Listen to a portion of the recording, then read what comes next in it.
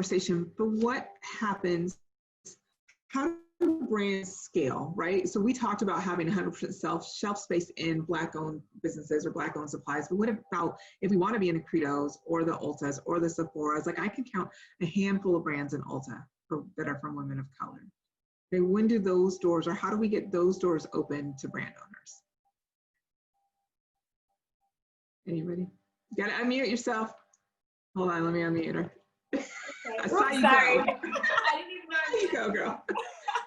Well, it's one of the things as I was hearing, our amazing panel talk about, it is a fine balance, right? Because the way Kreyōl Essence got its start was being direct to consumer and smaller independent stores and boutiques. And those are the stores that we've been with forever.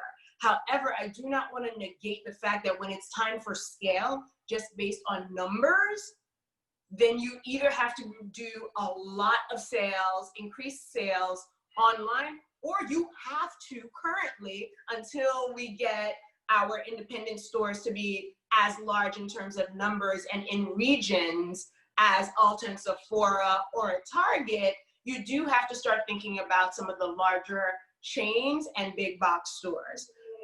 And I think one of the ways, it's challenging, but it is very, very doable. Last year, I spent my entire year focused on our main retail channels. And I've had conversations with everyone on a regular basis from Ulta, Sephora, Target, Whole Foods. At this point, there wasn't a retailer that we were interested in that we were not able to get real conversation in and get offers from all of them.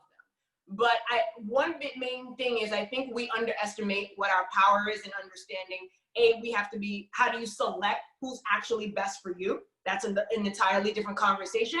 But the number one reason I think Kreyōl Essence has been able to get the ears of all these retailers is we were able to prove that we had a customer base that was fanatic about us.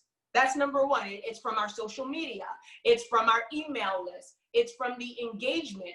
When we first got into our first retailer at Whole Foods, I created a whole campaign for our customers to email all the buyers in the specific regions. There was no way they were not gonna know that Kreyōl Essence was around. I personally went and understood, each of the different regions and how Whole Foods work as an industry. So part of that is we do have to put in the work once you know what retailer you are interested in, and then show that you have a base. Secondly, so yes, social proof goes a long way, someone wrote. The second thing I did after that is, now that I've got their attention, is what is my story? So a great product is fantastic, but I'm gonna be very honest, there are lots of great products on the market.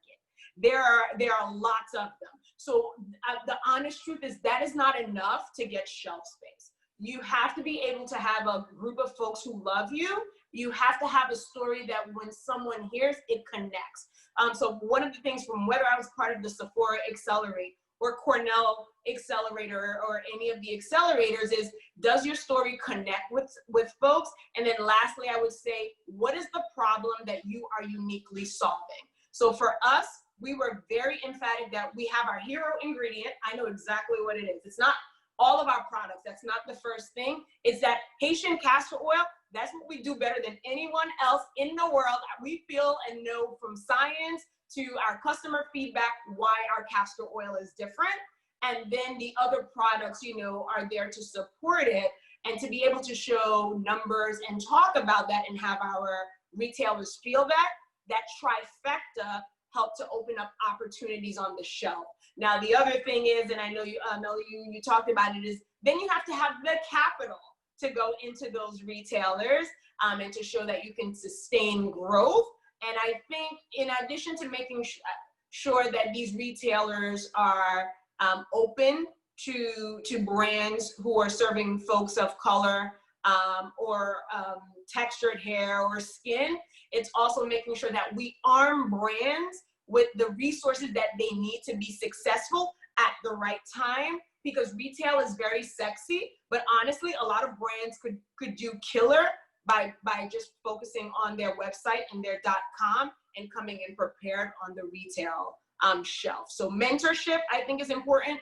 Having a clear story, being clear on your differentiator and what problem you are solving, and showing that you have a base of folks behind you will get these retailers' attention.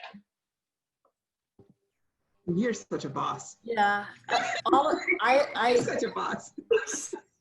I echo everything she said. Plus, I think what a lot of people don't connect is you have to be your own researcher. You have to do your own homework. The first floor is the best school.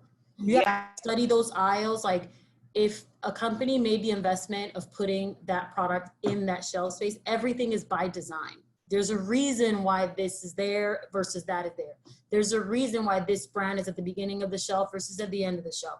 There's a reason why it's at the top first column versus the third row. Like, you have to honestly like get really like study the game of the shelf of the store. Like, you have to be obsessed with it, because then you'll start to A, realize trends, and B, start understanding like the language of the retailer that you're speaking to. It's a different language. What Target wants to hear is different than what Nordstrom wants to hear. What Nordstrom wants to hear is different than what Sephora wants to hear. And that's the piece that a lot of, I feel it's like a barrier of entry. You can have the capital, you need the money. If you don't have the money, if you don't have a way of getting the money, there's no conversation, because purchase orders are like a lot of zeros, right? And then you need the mentorship, because there's operational, retail at scale, it's an operational game. It's a very detail specific, okay, how am I gonna get from point A to point B in a defined amount of time? And then the third piece, I feel that is just that the part of your story to what you were speaking to is, do you understand the language that they're speaking? Are you able to read between the lines or decode? Are you able to use certain buzzwords, and do you understand what they mean?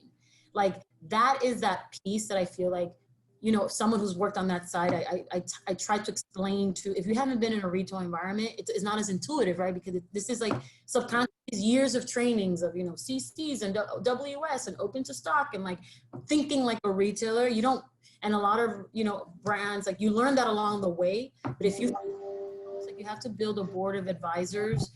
You need someone who's great at operations, someone who's great at finding money, someone who's great at helping you craft your story, but like someone who helps you think like the retailer. The retailer they're interested in you, but they're more interested in what you do in relation. How does your brand fit in their mix, in their portfolio? You know, like, I think as brand owners, we're so passionate, as we should be, about like, oh my God, I'm solving the cure for world peace. And, you know, in fact, you probably do have the best castor oil in the game of anything, and you probably always will, because you're clearly passionate about being an expert. But it's almost like understanding that when you're barking up in that tree, you have to figure out a way to position it, the win-win, where they can see the win for them too.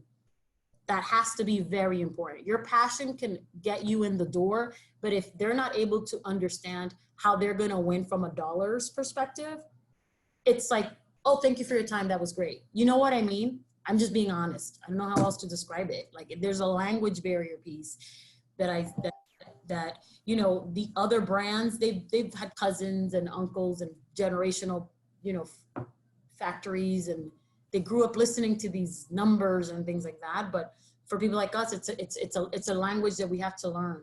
I think it's a learning curve. Is it impossible? Absolutely not. Because we speak 7 languages in our diaspora, right? This word thinking it means another thing another day, right? So we get it, but us being aware of that piece, which I think is, you know, it's important to be honest about that.